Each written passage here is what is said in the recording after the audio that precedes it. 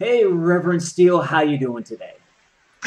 Hi, pleasant good afternoon to you, Chris. I think it's afternoon my time here in Barbados. What time is it over there in the Penn State? Oh, it is. It is little. It is afternoon today. Yes, it's. So we're at least yeah, we can say good afternoon. This is wonderful, folks. I am so stoked to have somebody from Barbados. Not only just somebody, but Reverend Michael Steele from Barbados on the show today. As you know from watching Expert Showcase, we've had a lot of incredible experts around the topic of marriage, divorce, and better relationships. And Michael Reverend Steele is just another one in the long line. He is about to lay down some epic knowledge on you. So I hope you're ready. So get some water or something and just hunker down because you've got to listen to what Reverend Steele has to. If Reverend Steele's got his water, you've got to listen to what Reverend Steele has to say. So, as we do every episode for Expert Showcase, I'm going to go ahead and start off, and we're going to talk to Reverend Steele about his hero's journey.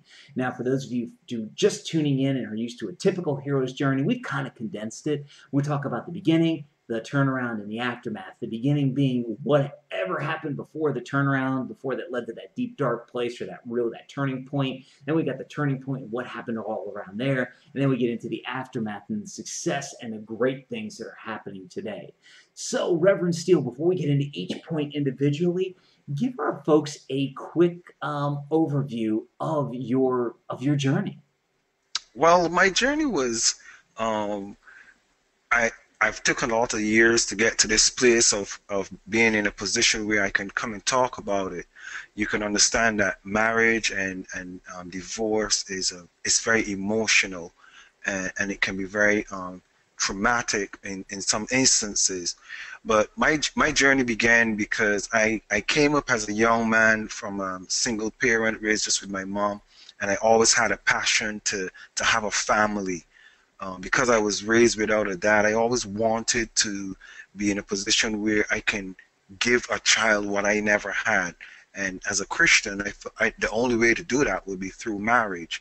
And I got married at a young age in my 20s, early 20s, because it's one of those things where you think everybody else is getting married, and what about you? And I didn't want to go into the dating stuff because well, as a Christian, I kept myself. I was not sexually active, because I was one of those very, I followed the doctrine, I followed the guidelines, and I wanted to make sure I did it the correct way. So, long story short, before we get into all the details, I got married on the drop of a hat. I didn't do a lot of the counseling. I didn't go through all the necessary things, and that went pear-shaped. And then when that went pear-shaped, I was separated for a number of years, and I left Barbados, went to England, and then I got divorced because I still wanted to have a family, but couldn't have a family without a wife. And so I remarried again to a much younger person, and that again, you look in the first mistake you made and you think, okay, I'll try to do it this way that might work better, and I'll make sure I put this in place and that in place. You kind of you want to put everything in their perspective, and Yeah, when that happened with it was a younger person, it was a white person, cultural change as well, cultural dynamics, and that went pear-shaped as well, and the person, they went back to where they came from. That was a bitter, a very very bitter um, journey for me, and then I was still at that place where I just wanted to totally give up, because first it started and it didn't go the way you planned, and then you tried again and it didn't go the way you planned. But in the yeah, back of my mind was the lack of the fact that I did not fulfill what I want to fulfill, which is I want a family. and yeah, and I'm and not going to go out there and make the mistake that my family made by having these kids outside of wedlock. And I get a lot of stick for that, but I still wanted to have a family that I know I'm going to raise, I'm going to be dear. yeah, And I got involved with somebody that had kids because I thought that, okay, that's somebody that's stable, they're more serious, more committed. And that went pear-shaped. She went her way after the acknowledge of how serious I am as a reverend and what I stand for, and yeah, then the children. We have issues that are so challenging.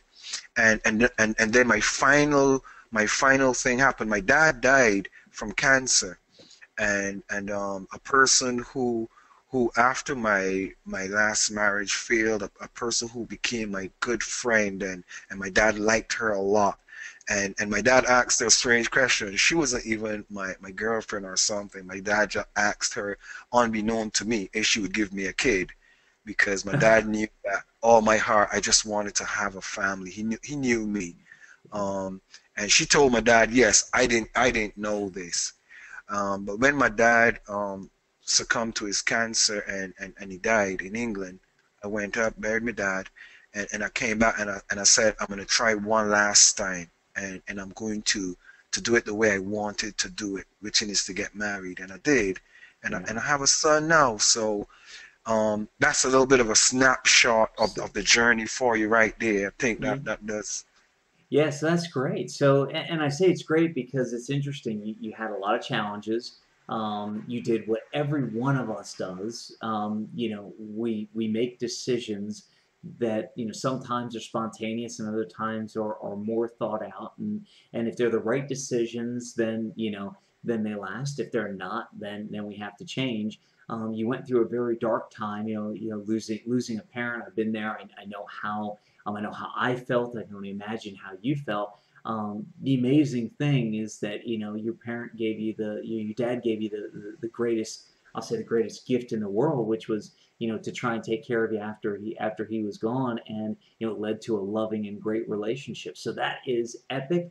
Let's dig into each piece a little bit, because what our audience really loves to do is loves to identify with our guest and say, oh, I can see that I might be going through something like that right now. So, you'll be helping our audience hopefully avoid, maybe some of the pitfalls. So let's start off during the beginning phase. To watch the rest of this epic episode now, click on the link below the video. Do it now, you'll be glad you did. Are you still here? What are you waiting for? Watch the rest of this epic episode now by clicking on the link below the video.